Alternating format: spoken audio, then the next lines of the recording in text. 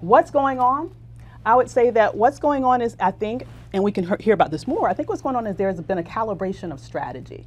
And I think the strategy has really now turned to electing more women to office. We've seen a record number of women who are undergoing candidate training and who are preparing to run for office.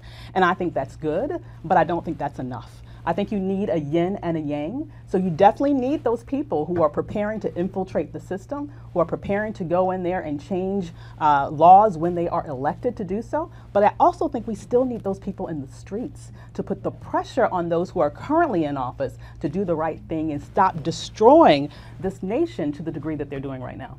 The simple way that's put is that protest is an essential ingredient of politics. Absolutely. You can't just vote. People say vote for somebody, but you got to keep.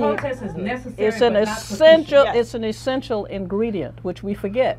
People, when they're telling you to go vote, yeah, everybody wants you to vote for them, but you have to make them do.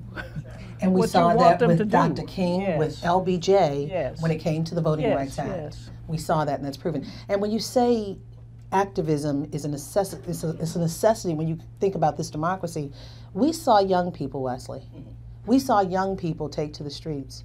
The new activism, the new, I guess, civil rights for this day when it came to issues of the injustice, when we saw our black boys and black girls killed on the streets in some of the cities like Baltimore, like Ferguson, North Charleston, I mean, Baton Rouge, so many different places.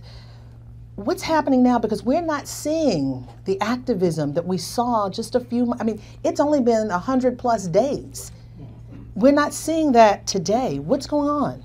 Of course, so I think there are a few elements to this. I mean, I think first is, let's not get it twisted in any way. It's not that the police have stopped killing people, right? It is not as if these were problems that were solved, and so therefore we're not seeing it. Right? So my colleagues and I at the Washington Post keep a database in real time of people who were killed by the police because the government fails to track that data accurately. And I believe, if I remember correctly, earlier today we recorded our 399th person shot and killed by the police in 2017. On average, somewhere between 2 and 3 people are fatally shot and killed by the police in America every single day. That's only shootings. That's not a Freddie Gray, someone killed in a van. That's not someone who dies as a result of a taser. These are gunshots, right? So I say that to say it is not as if these factors that had mobilized people previously no longer exist. And so what happens? I get this from people who email me, who call me very often. What's going on? They felt like there was this moment that had stretched almost 2 years, and even further back when you think about it, so many of these young activists who were mobilized after the death of Trayvon Martin and Jordan Davis in 2012, which was coupled with the premiere of the movie Fruitvale Station, showing the death of Oscar Grant in 2009.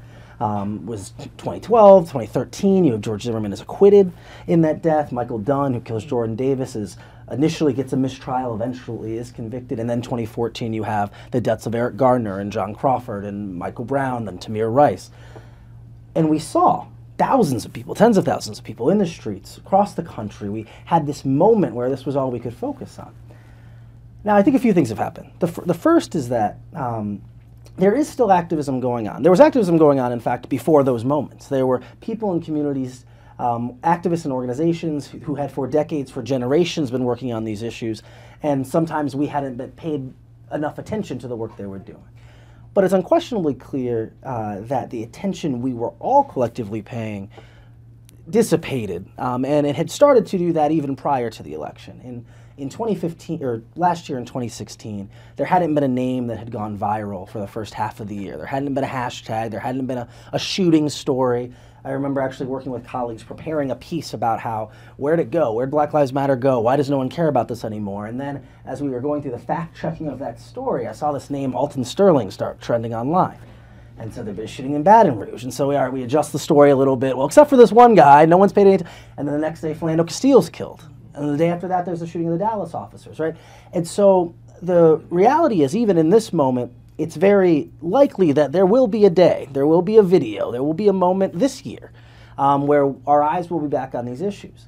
That said, I think, and I'll shut up, a lot of the activists, I think, and organizations, people, and I don't speak for them, but I interview them and talk to them very often, as is true across any number of issues in the center left of the political spectrum, were unprepared for the reality that they woke up into the morning after the election. I think many people in a lot of spaces, especially on the left, were expecting to be pressuring a Democratic president into doing more of what they consider to be the right thing. They may not have loved Hillary Clinton, but they believed that they were dealing with someone who at least wanted to be seen as their ally and who they could kind of keep pushing. This had been a similar strategy during the Obama years. So remember, many of these young activists were being invited into the White House. There were meetings were being hosted. Yeah, McKesson, Brittany Packnett, members of BYP 100 in Chicago and Black Lives Matter. You know, there was this idea that there was not an adversarial relationship necessarily. And so again, even though many of these young people, some of them endorsed Bernie Sanders, some of them famously said they weren't going to be voting because they didn't like Hillary Clinton, many of them thought at the very least they would be dealing with someone who was sympathetic to their causes and their ideas. In reality, they woke up into a world with a president and now an attorney general who doesn't necessarily believe police departments should even be investigated, right? And so it fundamentally changed the need for their tactics and their understandings of how they do what they do.